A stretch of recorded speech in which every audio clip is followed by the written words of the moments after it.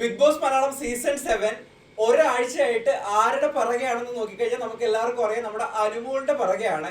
ഒരാഴ്ചയായിട്ട് ഏഷ്യാനെറ്റിന്റെ full content നൽകുന്നത് നമ്മുടെ അനുമോളാണ്. അതോടൊപ്പം തന്നെ 100 ക്യാമറകൾ നമ്മുടെ അനുമോളിന്റെ പുറകെയാണ് നടക്കുന്നത്. സ്വാഭാവികമായിട്ടും ആദ്യത്തെ ഒരു 2 ആഴ്ച മൊത്തം സംഭവിച്ചുകൊണ്ടിരുന്നത് നമ്മുടെ അനീഷിന് വേണ്ടിയിട്ടായിരുന്നു. അപ്പൊ തന്നെ അനീഷിന് അഗെയിൻസ്റ്റ് ആയിട്ടായിരുന്നു നമ്മുടെ അക്ബറും നമ്മുടെ അപ്പാനി ശരത്തും പിന്നെ അവരുടെ ചുറ്റുപറ്റി നിൽക്കുന്ന ഒരു ഗ്യാങ്ങും. ഇപ്പൊ ഇവരെല്ലാരും നേരെ തിരിഞ്ഞേക്കുന്നത് നമ്മുടെ അനുമോളിന്റെ എഗെയിൻസ്റ്റ് ആയിട്ടാണ്. ഇവർ തിരിഞ്ഞാലുള്ള ഒരു പ്രശ്നം അറിയാലോ, ഇവരുപയോഗിക്കുന്ന ഭാഷ, ഇവരുപയോഗിക്കുന്ന രീതി, ഏതറ്റം വരെ പോയി എന്തൊക്കെ രീതിയിൽ ഇരുന്ന് ഇവർ പറയാൻ പറ്റുമോ ആ രീതിയിൽ അത്ര മ്ലേച്ഛമായ വാക്കുകളെല്ലാം പറയും. അതുപോലെ തന്നെയാണ് ഇന്നലെയും നമ്മുടെ അനുമോളിനെതിരെ ഇവർ ഉപയോഗിക്കുന്ന ഭാഷ. അതിനു മുമ്പായിട്ട് ആദ്യമായിട്ടാണ് നിങ്ങൾ എൻ്റെ ചാനൽ കാണുന്നെങ്കിൽ തീർച്ചയായിട്ടും ചാനൽ ഇഷ്ടപ്പെടുകയാണെങ്കിൽ സബ്സ്ക്രൈബ് ചെയ്യണം. അതോടൊപ്പം തന്നെ ലൈക്ക് ചെയ്യും, നിങ്ങളുടെ വിലയേറിയ നിർദ്ദേശങ്ങളും അഭിപ്രായങ്ങളൊക്കെ കമന്റ് ചെയ്യണം. അതായത് ഇന്നലെ അനുമോളിനെ പറഞ്ഞൊരു എനിക്ക് ഹേർട്ട് ചെയ്തൊരു കാര്യമാണ്. അനുമോളിനെ പറഞ്ഞതാണ്, ഇവള് എത്ര സിനിമയിൽ അഭിനയിച്ചിട്ടുണ്ട്, ഇവള് എവിടുത്തെ നടിയാണ്, ഇവിടെ ആർക്കറിയാം. അപ്പാനി ശരത്തും നമ്മുടെ അക്ബറും കൂടി ഇരുന്ന് പറയാണ് എനിക്ക് അറിയാൻ വയ്യാത്തതുകൊണ്ട്. പിന്നെ അത് കഴിഞ്ഞിട്ട് ഇവളെ വിളിക്കുന്ന ഭാഷയാണ് നാടകക്കാരി, അത് കഴിഞ്ഞിട്ട് ഫ്രോഡ്, പിന്നെ തീട്ടം. ഇതൊക്കെ അക്ബർ ഉപയോഗിച്ചിട്ടുള്ളതാണ്. ഇവരിത് ആലോചിക്കുന്നില്ല. ഇവരൊക്കെ ഏത് ബാക്ക്ഗ്രൗണ്ടിൽ നിന്നാണ് വന്നത്, ഇവർ വന്ന വഴി മറക്കുകയാണ്, ഏത് ഭാഗത്തു നിന്നാണ് ഇവർ എത്തി ഈ നിലയിൽ നിൽക്കുന്നത്. അപ്പാനി ശരത്ത് പറഞ്ഞ് ഞാൻ 10-25 സിനിമയിൽ അഭിനയിച്ചിട്ടുണ്ട്. ആ സിനിമയിലേക്ക് അഭിനയിച്ചത് ഓരോ പടങ്ങളിൽ നിന്നല്ലേ തുടങ്ങി വന്നിരിക്കുന്നത്. അപ്പം ഇങ്ങനെയൊക്കെ പറയുന്നത് അനുമോളിനെ അറിയാത്ത ഏത് മലയാളികളാണ് ഉള്ളത്? എത്ര മലയാളികൾക്കാണ് അനുമോളിനെ അറിയാത്ത? എന്ത് ഫോളോവേഴ്സ് ഉണ്ട്, ഇവരെക്കാൾ ഫോളോവേഴ്സ് അനുമോളിനില്ലേ? ഇങ്ങനെയൊക്കെ പറയുന്നത് ഇവര് സ്വയം.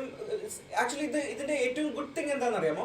ഇതിന്റെ ഗുഡ് തിങ് എന്ന് പറഞ്ഞു കഴിഞ്ഞാൽ അനുമോളിനാണ് ഇത് ഏറ്റവും കൂടുതൽ ഹെൽപ്പ് ചെയ്യാൻ പോകുന്നത്. കാരണം ഇത്തരത്തിലുള്ള ഡയലോഗുകൾ അടിക്കുമ്പോഴത്തേക്ക് സ്വാഭാവികമായിട്ട് സൊസൈറ്റിയിൽ ഇമ്പാക്ട് ചെയ്യും. സ്വാഭാവികമായിട്ടും അനുമോൾ ഇനി എന്തൊക്കെ നെഗറ്റീവ് ചെയ്ത് കഴിഞ്ഞാൽ അനുമോളിനെ ഇവരിങ്ങനെ വളഞ്ഞിട്ട് ആക്രമിക്കുമ്പോഴത്തേക്ക് സ്വാഭാവികമായിട്ട് ഒരു ഗ്രൂപ്പ് ഒരാൾ ഒറ്റയ്ക്കിട്ട് ആക്രമിക്കുമ്പോഴത്തേക്ക് കിട്ടുന്ന ഒരു ജനപിന്തുണയുണ്ട്. പിന്നെ ഇവർ ഉപയോഗിക്കുന്ന വാക്കുകൾ, ഇത്തരത്തിലുള്ള വാക്കുകൾ സ്വാഭാവികമായിട്ടും എല്ലാവരെയും ഹേർട്ട് ചെയ്യുന്ന വാക്കുകളാണ്. ഇത്തരത്തിലുള്ള എത്ര സിനിമയിൽ അഭിനയിച്ചു, അല്ലെങ്കിൽ ഇവിടെ ഒരു നടിയാണോ, നാടകക്കാരിയല്ലേ, ഏത് സമയം ഇരുന്ന് കരയുന്നു, അതൊക്കെ ഫൈനാണ്. പക്ഷെ ഈ പ്രൊഫഷണലിലേക്ക് പോയി ഇത്തരത്തിലുള്ള വാക്കുകൾ പറയുന്നത് വളരെ മ്ലേച്ഛമാണ്. പക്ഷെ അത് അനുമോളിന് പക്ഷേ വെളിയിൽ വരുമ്പോഴത്തേക്ക് നല്ലൊരു പോസിറ്റീവായിട്ട് വരും. കാരണം ഇത്തരത്തിലുള്ളത് ഒരു സോഫ്റ്റ് കോർണർ കിട്ടുന്നത് കൊണ്ട് അത് വോട്ടായിട്ട് മാറിയും സപ്പോർട്ടായിട്ട് കൂടുകയും ചെയ്യും. അതിനനുസരിച്ച് ഇവര് ഡേ 1 മുതൽ വില്ലന്മാരാണ്. ഇവർ വീണ്ടും താഴേക്ക് പൊക്കോണ്ടിരിക്കുന്നത്, അല്ലാതെ ഇവർക്ക് പ്രത്യേകിച്ച് ഒരു ഗുണമൊന്നുമില്ല. ഇവരെന്തുകൊണ്ട് ഇത്രയും കാലമായിട്ട് ഇത് മനസ്സിലാക്കുന്നില്ല എന്ന് എനിക്ക് എത്ര ആലോചിച്ചിട്ടും പിടികിട്ടുന്നില്ല. ആദ്യം മൊത്തം 2 ആഴ്ച മൊത്തം അന്വേഷണം പറയാനും ഒന്നുമില്ലായിരുന്നു. അപ്പാണ് ശരത്ത് എന്തൊക്കെയാ പറഞ്ഞത്, കൃഷിക്കാരാന്ന് വിളിച്ച് ആക്ഷേപിക്കുന്നു, എന്തൊക്കെ പറഞ്ഞാൽ പുറകെ കിടന്നത്. ഇപ്പൊ ഇതെല്ലാം ചെയ്യുന്നത് നമ്മുടെ അനുമോളിന് എഗെയിൻസ്റ്റ് ആയിട്ടാണ്.